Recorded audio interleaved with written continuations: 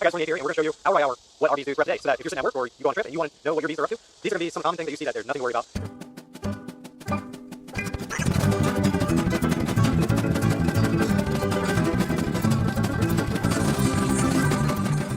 On the Russell homestead, when you come out in the morning and you see activity like this, it's nothing to worry about. It is just that new bees have emerged, and older bees have now taken on new jobs, and you'll see orientation flights, you'll see a lot of activity coming in and out. What you really want to look for, if I can get the camera close enough, is there fighting at the entrance? Is the entrance congested? So fighting at the entrance, you'll definitely notice, because there'll be bees spinning around in circles, like they're dancing with each other, clawing onto each other real tight, and flying away from the bottom board. You'll also see the same thing when it's a dying bee and an undertaker bee's just taking it away. But what you want to look for is, do the bees at the entrance have torn up wings? Are they agitated? That sort of thing. But the other thing I want to point out is that bees will start their activity at different times throughout the day. So the hive on the left here, you'll see they're just kind of hanging out. There's not a ton of activity, but also the entrance is all the way open.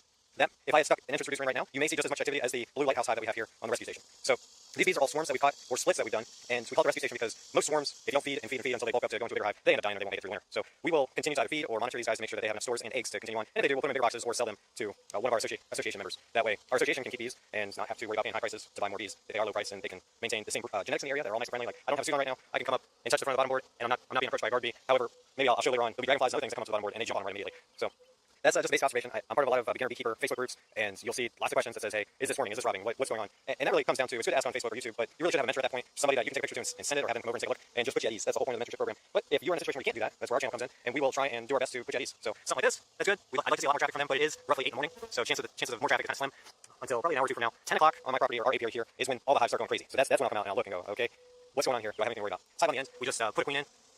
So she hasn't had a whole lot of bees emerge yet, so there's not a whole lot of traffic, but trust me, that hive is chock full with nurse bees. So in the next couple of days, I expect that hive to be booming, just like these other two are looking like they're really starting out to do. And then this last one over here has been here a while. We'll check in on the queen in the next couple of days and see what's going on. If she's laying a good pattern, we'll go ahead and sell that hive. Right now it's 9 o'clock in the morning, and as you can see, fully open entrance. I did that because it's about 90 to 100 degrees during the day, and I just feel like with solid bottom board that we run, I'm going to leave the hive entrance open. In some previous videos, I said always try and keep your smallest entrance. Well, with as full as this hive is, that's just not the right choice. They're going to be able to be more productive and do, I mean, they have a lot of guard bees there now. When you first start out, I would say keep the smallest entrance because you never know how, I just saw a green pollen going there. Maybe I'll capture that on video and zoom in on it. But when you first start out in colony, keep the smallest entrance, no matter how hot it is, try and cover them if you can with some shade, just to keep the heat down. But they need to be able to protect that entrance. But if you're looking at it now, there's plenty of bees there, and they'll be able to protect the entrance just fine. But what you want to see is them, maybe if I get a side profile, what you want to see is them taking off from the wing board going up. You don't want to see them drop down towards the platform here. Dead bees on the platform, 1 or 2 is okay if you got your entrance fully open, because what they'll do is they'll end up picking those up and moving them 30 feet away from the hive and just dropping them in the grass. So that's a good thing. If you're getting over, let's say 40, then you may have some other problem going on that you need to rectify. And in a different video, we'll talk about those sorts of things and what you will see there. This hive, I have a bottom entrance with a bottom board, and then I also have a top entrance here. So you should see activity at both entrances if you decide to go with that method. The bottom would have a lot more bees because we're talking guard bees and undertaker bees taking the dead out. And then the top here we just have a few, and you should be able to tell how much traffic is going in and out. So they got 4 or 5 bees here just guarding, and they're guarding their resources up here. So you'll see some bees coming in and out, or decide to go down to the bottom depending on what they need as a colony. We got 2 empties here just in case. And then here's another good example. So we have a lot of bees here, that's nice. You'll also see in here, we got a little bit of chalk brood, and we got a bunch down here. And what that's telling me is that there is a moisture issue inside this hive, which means the easiest way to fix that is ventilation. So we have a little top entrance here, that's good. And what I will do later today, most likely, is come back here, and I'm going to stick a tack or something under the inner cover here just to lift up the inner cover. And if you lift it up in the back just a little bit, not enough to make an entrance for the bees, but undertaker bee, just drop the water. You want a ventilation entrance just big enough so that air can come in and out, but the bees cannot. And that will dry out your hive a little bit. You won't have as much water, moisture content in there, and it's going to help dry your nectar faster, giving you honey. Here's some activity at a hive entrance. You'll notice that this isn't excessive. However, this is actually 5 minutes, so this is pretty good activity for this time of the day.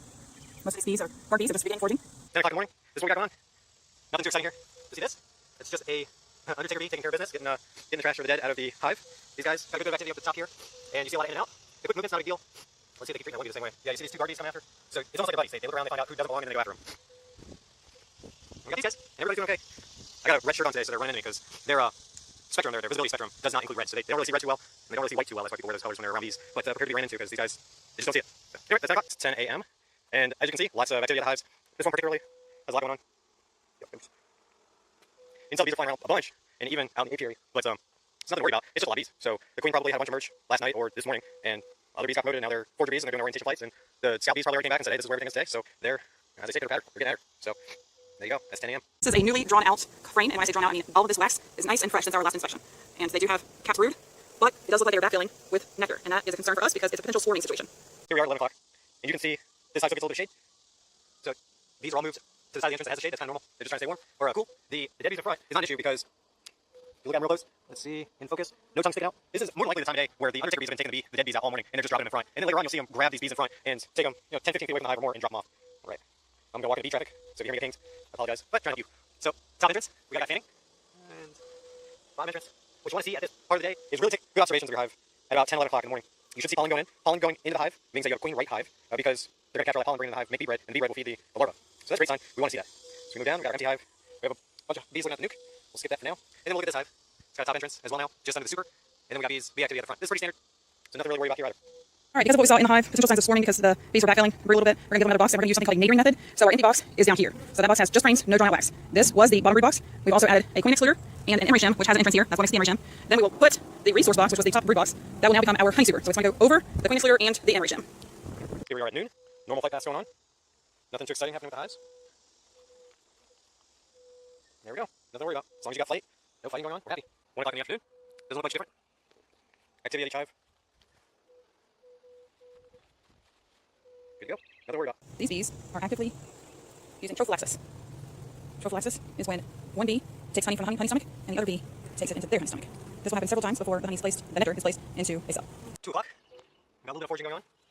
This is good. Like I said before, sit here, watch your bees. Make sure they're bringing in pollen.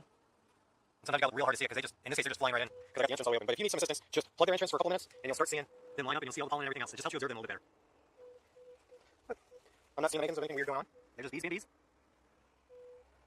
Okay, here we have worker-size cells, and if we move over just a bit, we have drone-size cells. So these are typically drawn out a little bit bigger, and the queen will purposely lay an unfertilized egg, and you will see drone brood in these size cells. Here's 4 o'clock. We got a squirrel coming our way. Anyway, 4 o'clock in the afternoon, and it's going to rain in about 10 minutes here. Big rain clouds coming in. Sometimes they seem to know when the rain is coming. Most of them will come back. But if they do get stuck out there, they normally find refuge, and then when it stops raining, they'll find their way back to their hive. We have a queen cup. We're going to look inside, and there's nothing in there.